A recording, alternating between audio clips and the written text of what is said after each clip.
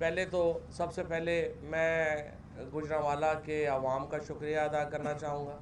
جس طرح کل ہزاروں کی تعداد میں ہر پوائنٹ کے اوپر گوجرانوالہ کے لوگوں نے یہاں پہ ہماری مائیں، بیٹیاں، بہنیں یہ جس طرح سے نکلیں اور بچوں کے ساتھ آئیں، ہم ان کا شکریہ ادا کرنا چاہتے ہیں.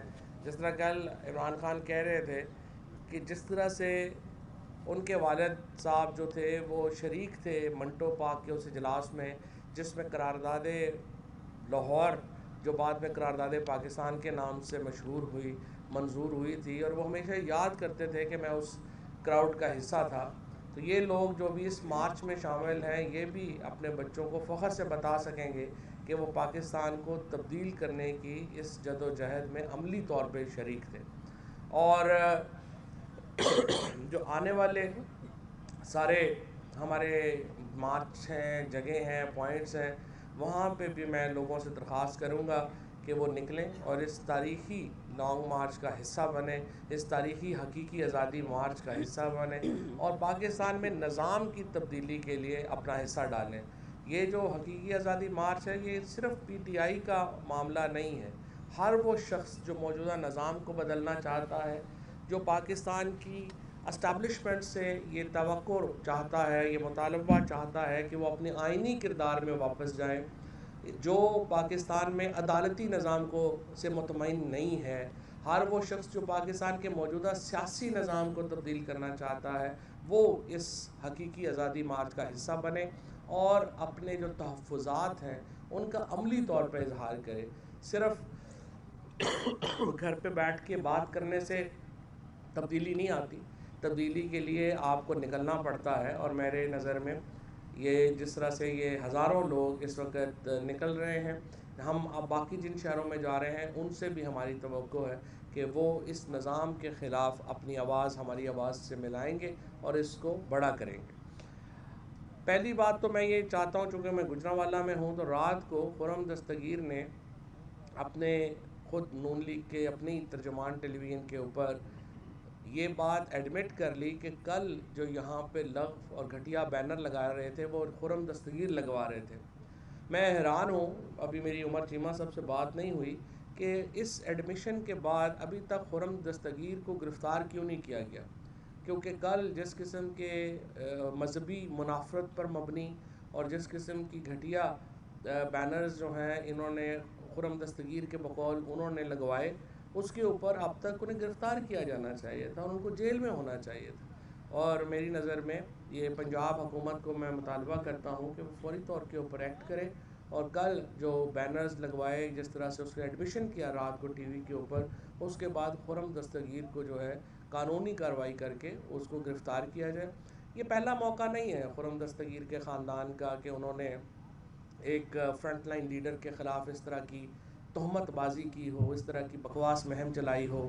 ان کے والد صاحب جو تھے انہوں نے یہاں پہ اس وقت صدر ایوب کے وہ یہاں پہ ٹاؤٹ تھے اور انہوں نے محترمہ فاطمہ جناح کے خلاف بھی ایسی ہی کیمپین چلائی تھی، جس قسم کی کیمپین اب خرم دستگیر نے عمران خان کے خلاف یہاں پہ چلائی. تو اس خاندان کا وتیرہ ہے، کوئی نئی بات نہیں ہے. میں لیکن یہ سمجھتا ہوں کہ اس کے اوپر حکومت پنجاب کو ایکٹ کرنا چاہیے اور خرم دستگیر کو جیل میں ڈالنا چاہیے. اب کل ایک اور پریس کانفرنس جو لندن میں ہوئی، مریم نواز جو آج کل لندن میں مقیم ہے اور یہاں پہ ایون فیلڈ اپارٹمنٹس کا جو کیس ہے اس میں انہیں بری کیا گیا کہ نیب کو کہا گیا کہ آپ بتائیے کہ یہ اپارٹمنٹس جو ہیں یہ تو وہ کہہ رہے ہیں کہ مریم کے ہیں، لیکن آپ ہمیں ثابت کریں یہ مریم کے ہیں. تو ظاہر ہے نیب نے بیچاری نے کہاں سے ثابت کرنا تھا. تو مریم ماشاءاللہ یہاں سے لندن روانہ ہو گئیں. اب وہ وہاں پہ ایون فیلڈ اپارٹمنٹس کو بیچ کے، کیونکہ وہاں پہ روزانہ پاکستانیوں نے ناک میں دم کر رکھا ہے، جتنے بڑے مظاہرے پاکستان میں ہو رہے ہیں اس سے زیادہ کئی دفعہ بڑا مظاہرہ جو ہے ایون فیلڈ اپارٹمنٹ کے باہر ہوتا ہے، جس کے اوپر میں پاکستانیوں کو جو وہ صرف پاکستانی سے سلام پیش کرتا ہوں، خصوصاً جو ہمارے لندن کے دوست ہیں ان کو سلام پیش کرتا ہوں. جس کنسسٹنسی سے، جس طریقے سے آپ لوگوں نے پاکستان کا چوری شدہ پیسہ کو ہضم کرنے کی کوششوں کو ناکام بنایا ہے. جس طرح آپ وہاں پہ احتجاج کرتے ہیں آپ مبارکباد کے مستحق ہیں، اور ہم پاکستان میں یہاں بیٹھے ہوئے لوگ آپ کو سلام پیش کرتے ہیں. اب کریے وہ مریم نواز وہاں پہ اس لیے مقیم ہیں کہ وہ کوئی ایون فیلڈ اپارٹمنٹس کو بیچ کے تو پیچھے کوئی گاؤں میں ایک نیا محل خریدنا چاہ رہے ہیں، کیونکہ یہاں تو یہ رہنے کے قابل نہیں رہ گئے. لہٰذا وہ آج کل سیاست سے دور اپنی ماشاءاللہ مالی معاملات کو دیکھ رہی ہیں. یہ جو اپارٹمنٹس ہیں ان کی قیمت ملینز آف ڈالرز کی ہے، اور اسی طریقے سے جو حسن نواز کی پراپرٹیز ہیں ان کی قیمت جو ہے وہ ملینز آف پاؤنڈز کی ہے. صرف ایک جو اپارٹمنٹ جو علی ریاض ملک سے کو بیچا انہوں نے 1 ہائٹ پارک، اس کی قیمت $100 ملین جو ہے وہ وصول کی گئی. اور پاکستان میں تماشا لگا ہوا ہے، ہمارے ہاں کو پوچھنے والا نہیں ہے ان سے کہ آپ کے پاس یہ اربہ روپیہ جو ہے یہ کیسے آیا، اور کیسے آپ کے بچے اتنے جینیس تھے کہ وہ ابھی پنگھوڑے میں تھے تو انہوں نے اتنے بڑے کاروبار قائم کر لیے کہ وہ بلینر ہو گئے. یہ اس وقت جو شریف فیملی ہے پورے کی پوری، اس کا بنیادی مقصد پاکستان میں حکومت کرنا نہیں ہے، وہ صرف اپنے پیسوں کو ٹھکانے لگانے کے لیے یہ ایکسرسائز کر رہے ہیں. شہباز شریف کا، نواز شریف کا اور باقی ان کے بچوں کا سارا اس وقت جو فوکس ہے وہ اپنے پیسے بچانے پہ ہے. اسی لیے میں نون لیگ اور پیپلز پارٹی کے جو دوست ہیں ان سے یہ کہنا چاہوں گا، وہ اربوں روپے اپنے ٹھکانے لگا رہے ہیں، آپ کو اس کا کیا فائدہ ہے اس ایکسرسائز کا؟ آپ کی سیاست ختم ہو رہی ہے، آپ کے معاملات تباہ و برباد ہو رہے ہیں، آپ لوگ ان کا اس گھنونے جو ایکسرسائز ہے اس کا حصہ آپ کیوں بنے ہو؟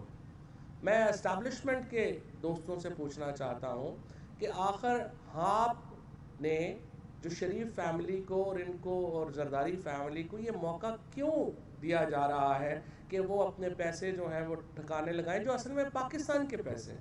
یہ 1100 ارب روپیہ جو نیب کے ریفرنسز جو واپس ہوئے ہیں، یہ ان کے باپ کے پیسے نہیں، یہ پاکستان کے پیسے ہیں. اور یہ عمران خان کی اکیلے کی ذمہ داری نہیں ہے کہ وہ ان پیسوں کو واپس لانے کے لیے کوشش کرے، یہ ہم سب کی کوشش ہے. یہ ٹھیک ہے انہوں نے میڈیا اسٹریٹجک سیل اپنا کریٹ کیا، 3-4 مالکان جو ہیں ان کو انہوں نے خریدا ہوا ہے جو ان کے کام کر رہے ہیں، ان کے پیسے سے ان کو حصہ جا رہا ہے. 1-2 مالکان تو ان کے پارٹنر ہیں، تو ان کا تو معاملہ اور ہے.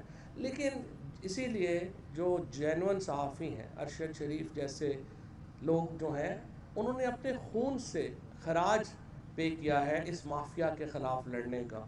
اسی طریقے سے صابر شاکر کو ملک چھوڑنا پڑا ہے اس مافیا کے خلاف لڑنے کے لیے. چودھری غلام حسین جیسے بزرگ آدمی کو جیل جانا پڑا ہے.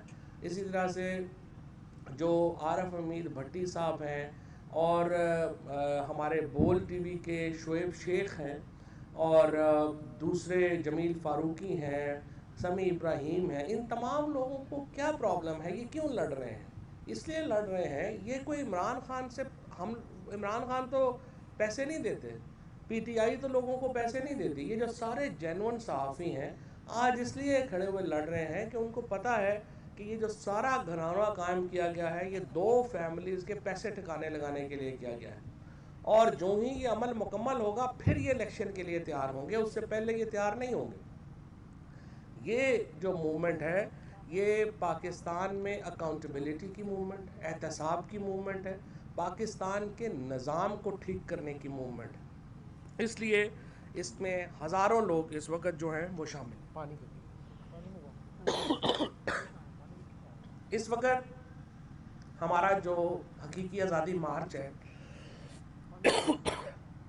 وہ چونکہ یہ 4-5 دن اب ہو گئے ہیں کنٹینر کے اوپر، سارا وہ دھول مٹی کی وجہ سے الرجی کافی زیادہ ہوگی. جو یہ مارچ ہے اس کا جو رانا ثناء اللہ کو اور مریم کو بار بار تکلیف ہو رہی ہے کہ یہ آہستہ کیوں ہے، یہ سلو کیوں ہے، یہ ادھر کیوں نہیں پہنچ رہا، ادھر کیوں نہیں پہنچ رہا،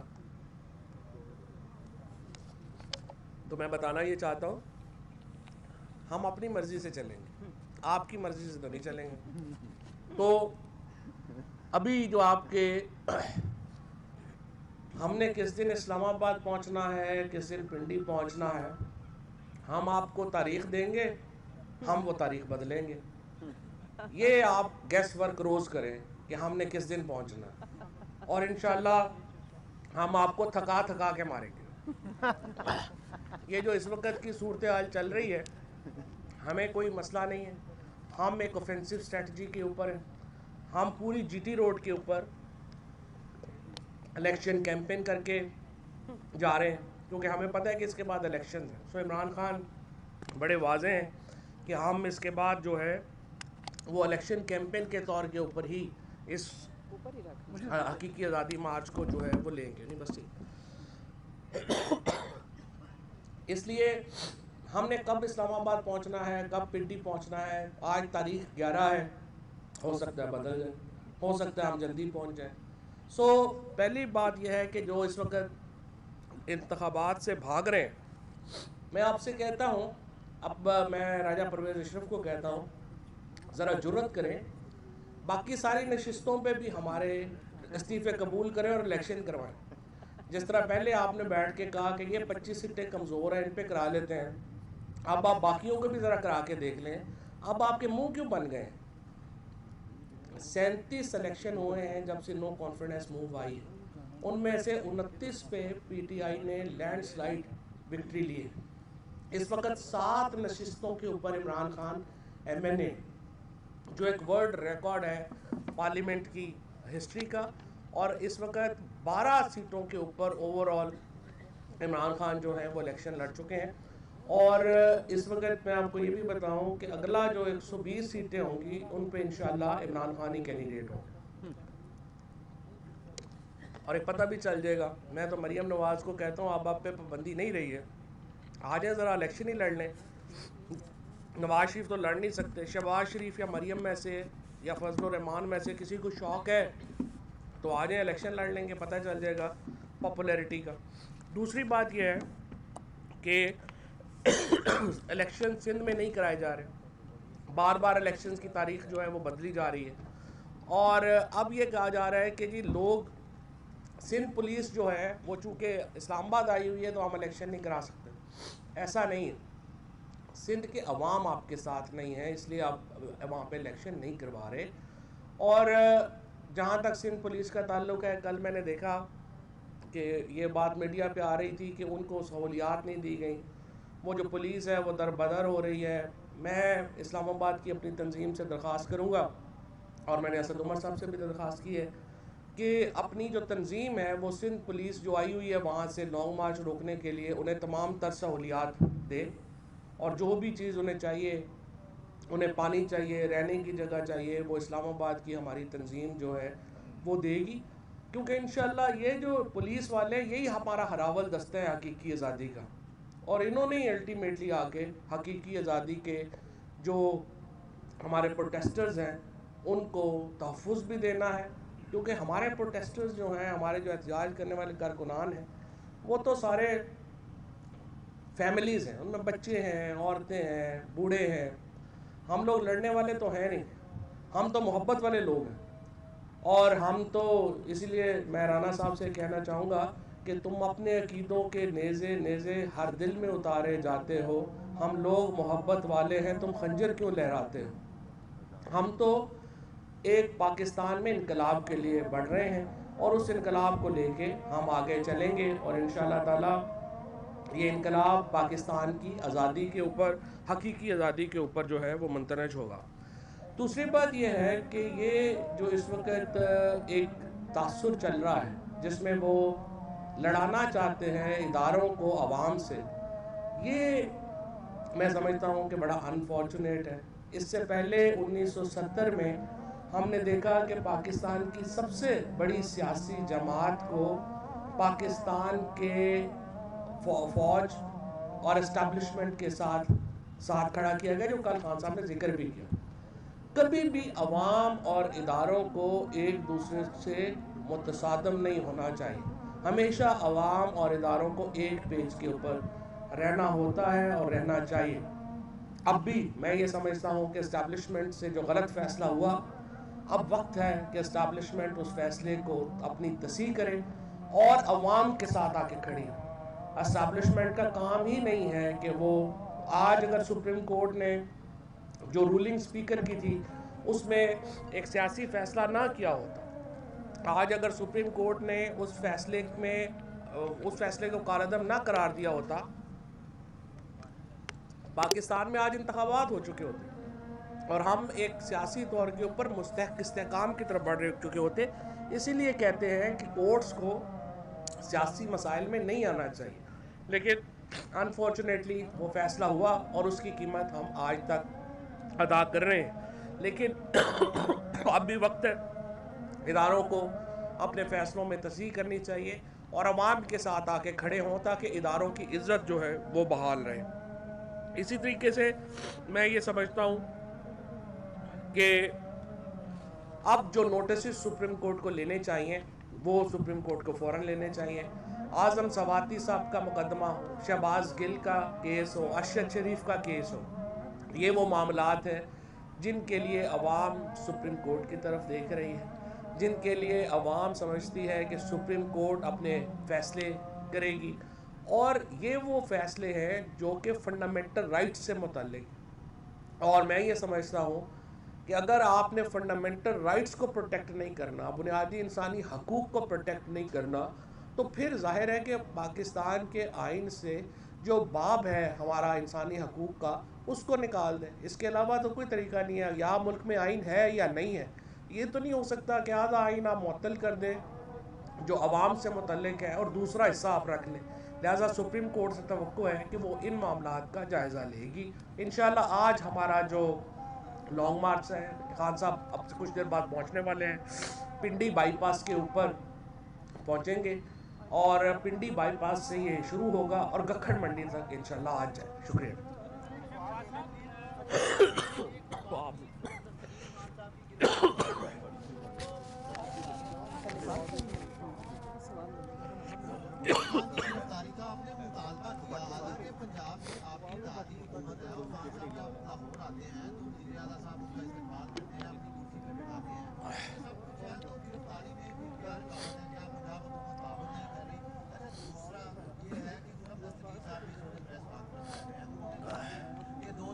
میں آرمی چیف کی تعیناتی جب ہونی تھی تب بھی انہوں نے اسلام آباد پر حملہ کیا تھا۔ انہوں نے واضح کیا ہے کہ الیکشن اپنی مقررہ مدت پر ہوں گے، اگر انہیں زیادہ مسئلہ ہے تو یہ اپنی کے پی اور پنجاب کی اسمبلیاں کیوں نہیں تحلیل کریں؟